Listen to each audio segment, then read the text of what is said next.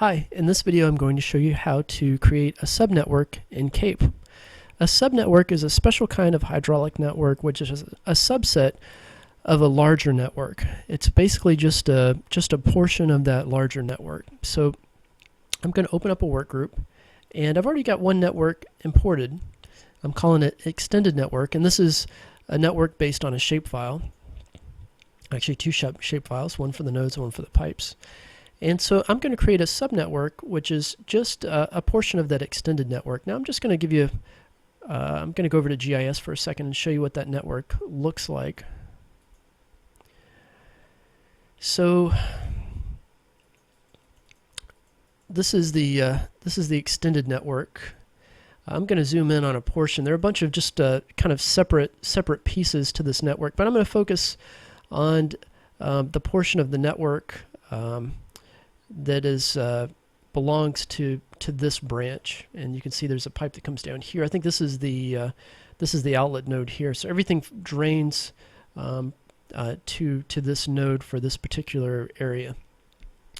And so what we want to do is create a subnetwork of this network, and usually these subnetworks are the model networks, which are a subset of the larger network that actually exists out there, and usually that network is pretty well characterized by the GIS. So here we have a full GIS coverage of the sewer system, and what we would like to do is create a subnetwork, which is just these red pipes. So you can see all these red pipes are just a smaller subset of the bigger model, the bigger network, and they all drain down here. So in CAPE, to do that, what we're going to do is we're going to go to Network, Create Subnetwork, and we'll call this very simply Subnetwork. And I'm going to open it to view it, and then I need to specify the parent network, which is the extended network. And this is going to give me a list of all the pipes that I've got available within that extended network. And what I need to do is specify the pipes in the extended network that are just upstream of the subnetwork. And what CAPE does is it goes to those pipes and goes one pipe down and then traces all the way down to the downstream nodes in the extended network to define the subnetwork. Let me show you where those pipes are.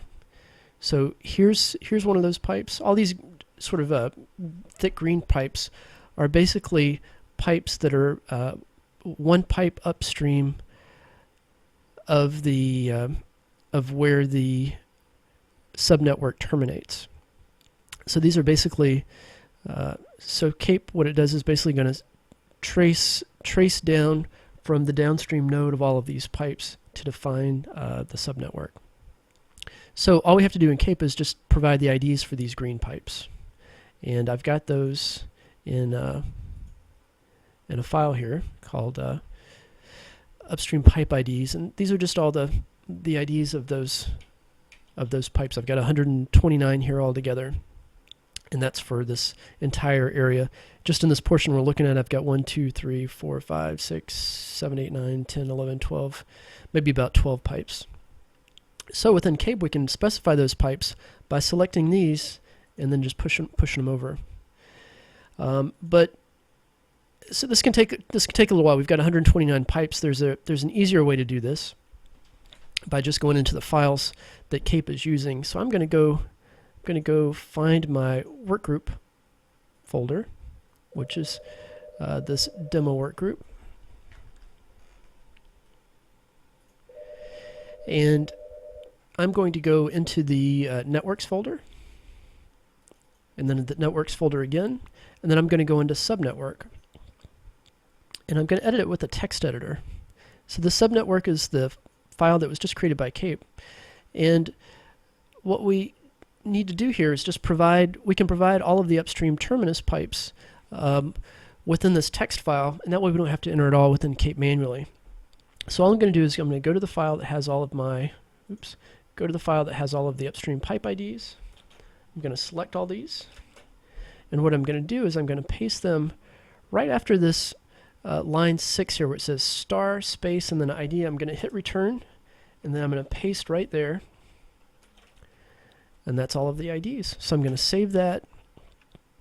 I'm going to go back to CAPE. I'm going to close out of the work group so that CAPE is forced to reload that file. So I'm just going to go to close work group, and then I'm going to go back to demo work group,